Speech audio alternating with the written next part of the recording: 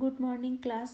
B part first political science paper second प्रतिनिधि भारतीय राजनीतिक विचारक यूनिट सेकंड चैप्टर है हमारा राजा राम मोहन राय और आज के लेक्चर का टॉपिक है राजा राम मोहन राय का जीवन परिचय। राजा राम मोहन राय को आधुनिक भारत के निर्माताओं में अग्रणी स्थान प्राप्त है। वे भारतीय पुनर्जागरण के अग्रदूत थे। सामाजिक एवं राजनीतिक सुधारों के क्षेत्र में उनके द्वारा 19वीं शताब्दी के प्रारंभिक काल में ऐसे सुधारों की आधारशिला रखी गई थी जिसके आधार पर कालांतर में आधुनिक भारतीय समाज के साथ उदार एवं लोकतांत्रिक राजनीतिक व्यवस्था की रचना हुई। राजा राममोहन राय उस वैचारिक क्रांति के स्रष्टा थे जिसने आधुनिक भारत को जन्म दिया। सामाजिक एवं राजनीतिक सुधारों को अपनाने में राजा राममोहन राय का दृष्टिकोण विशुद्ध उपयोगितावादी एवं विवेक संगत था। धार्मिक रूढ़ियों, अंधविश्वासों तथा सामाजिक कुरीतियों को समाप्त करने के लिए चलाए गए विभिन्न धार्मिक और सामाजिक आंदोलनों में राजा राममोहन राय द्वारा स्थापित ब्रह्म समाज एक महत्वपूर्ण स्थान रखता है। विचारों और कार्यों के माध्यम से इस समाज ने भारतीय सामाजिक जीवन को नई दिशा प्रदान की। राजा राममोहन राय का जन्म 22 मई 1772 को बंगाल प्रांत के हुगली जिले के राधानगर नामक ग्राम में बनर्जी ब्राह्मण परिवार में हुआ था।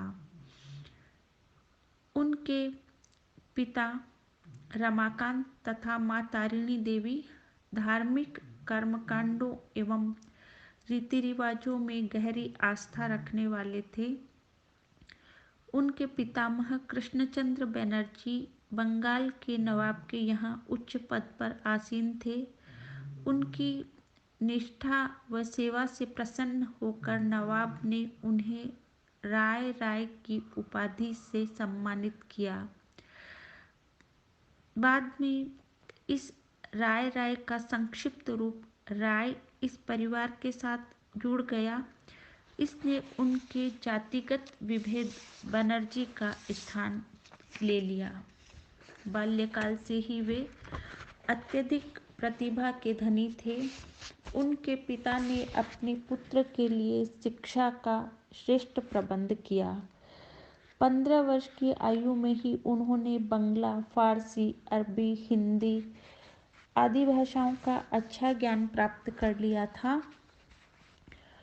इन भाषाओं के माध्यम से राजा राममोहन राय ने इस्लाम, सूफी मत तथा हिंदू धर्म के विभिन्न मतों का ज्ञान प्राप्त किया। उनकी रुचि प्रारंभ से ही विश्व के विभिन्न धर्मों के सिद्धांतों की गंभीर गवेषणा में थी। हिंदू धर्म के आधारभूत ग्रंथों, उपनिषदों तथा अन्य धर्मशास्त्रों का भी उन्होंने गंभीर अध्ययन किया। धर्म में उनकी रुचि एक अनुयायी के रूप में नहीं अपितु एक बुद्धिवादी अध्ययनकर्ता के रूप में थी।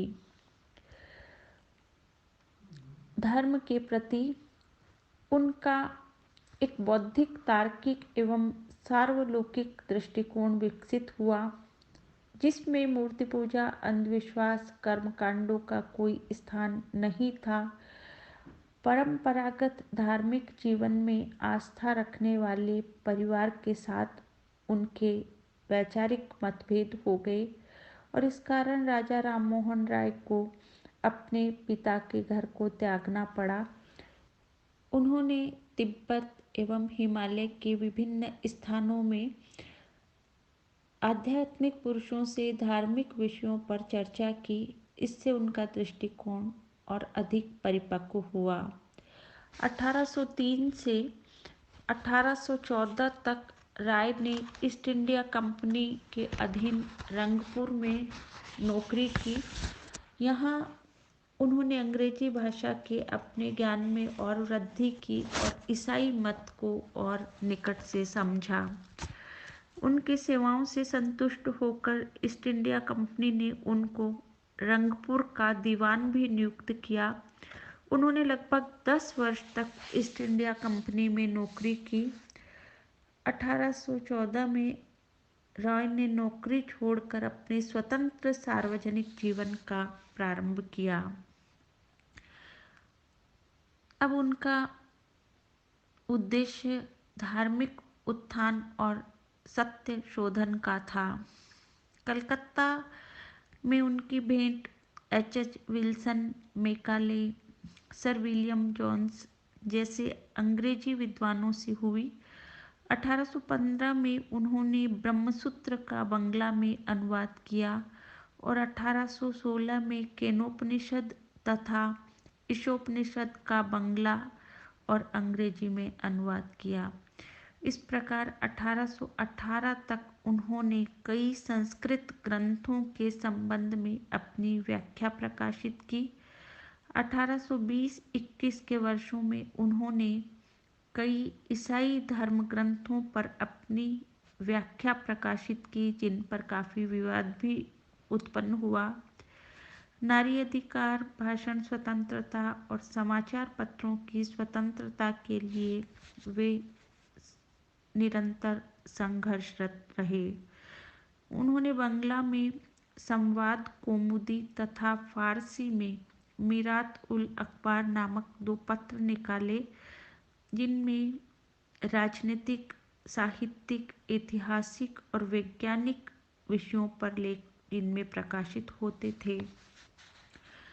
1815 में धर्म और दर्शन के विद्वानों की एक प्रकार की विचार गोष्ठी के रूप में आत्मीय सभा की स्थापना की। आत्मीय सभा से प्राप्त अनुभवों के आधार पर उन्होंने 1828 में ब्रह्म समाज की स्थापना की, जिसने भारतीय जीवन के विभिन्न पक्षों में पुनर्जागरण की भावना का तीव्र विस्तार किया। हालांकि ब्रह्म समाज की स्थापना के बाद वे केवल 4 वर्ष ही जीवित रहे, तथापि ब्रह्म समाज के विचार क्रमशः बंगाल के बाहर दूर दूर तक फैल गए और उन्होंने उदारवाद, तर्कवाद और आधुनिकता का वह वातावरण निर्मित किया जिसने भारतीय चिंतन में क्रांति उत्पन्न कर दी। 15 नवंबर 1830 को समुद्री मार्ग से इंग्लैंड को प्रस्थान किया। इंग्लैंड पहुंचने पर उनका अत्यंत स्वागत किया गया। अंग्रेज विद्वान, दार्शनिक और विधि सुधारक जेरेमी बेंथम से उनकी घनिष्ठ मित्रता हो गई। स्वयं ब्रिटिश सम्राट ने भी उनका सम्मान किया। उनके इंग्लैंड आवास काल में ही प्रथम सुधार अधिनियम 1832 पारित हुआ। इसका स्वागत करते हुए उन्होंने कहा कि यह उत्पीड़न, अन्याय तथा अत्याचार पर स्वतंत्रता, न्याय और सम्यकता की विजय है। राजा राममोहन राय इंग्लैंड से फ्रांस गए। वहां वे अस्वस्थ हो गए, पुनः इंग्लैंड लौट आए और 20 सितंबर 1833 को ब्रिस्टल नगर में उनका देहांत हो गया।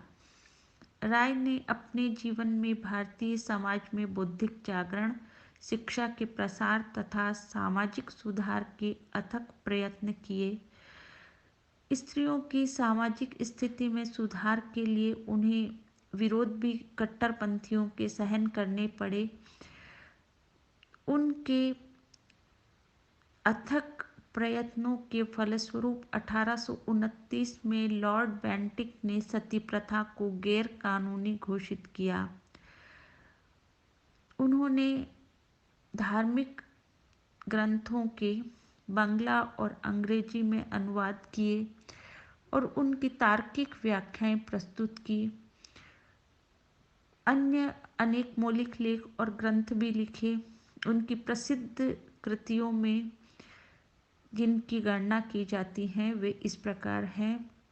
हिंदू उत्तराधिकार कानून के अनुसार स्त्रियों के प्राचीन अधिकारों पर आधुनिक अतिक्रमण से संबंधित टिप्पणियां सन 1822, प्रेस पर नियंत्रण संबंधी नियम के विरुद्ध सर्वोच्च न्यायालय एवं सम्राट को याचिका सन 1823, धार्मिक सहनशीलता पर एक निबंध सन 1823, ईसाई जनता के नाम अपील सन 1823, अंग्रेजी शिक्षा पर लॉर्ड एमहर्ट के नाम एक पत्र सन 1823, यूरोप वासियों को भारत में बसाने के संबंध में विचार 1831, भारत की प्राचीन एवं आधुनिक सीमाएं एवं भारत का इतिहास 1832, भारत की न्यायिक एवं राजस्व प्रणाली पर प्रश्नोत्तर सन 1832। रॉय के विचारों पर प्रभाव की यदि हम चर्चा करें तो राजा राममोहन राय के विचारों के निर्माण पर उनके पारिवारिक वातावरण, विभिन्न धर्मों के अध्ययन तथा ब्रिटिश शासन व समाज से उनके संपर्कों का विशेष प्रभाव दृष्टिगोचर होता है। उनके विचारों के निर्माण में स्वयं उनके अध्ययन दृष्टिकोण का भी प्रभाव दिखाई देता है, जो मूलतः बौद्धिक, उदार, मानवतावादी एवं समन्वयात्मक है। राय का पारिवारिक वातावरण अत्यधिक धार्मिक था, जिसने उनमें तीव्र धार्मिक जिज्ञासा का भाव पैदा किया। उन्होंने हिंदू धर्म के विभिन्न मतों के साथ ही इस्लाम, ईसाई एवं यहूदी मत का भी अध्ययन किया।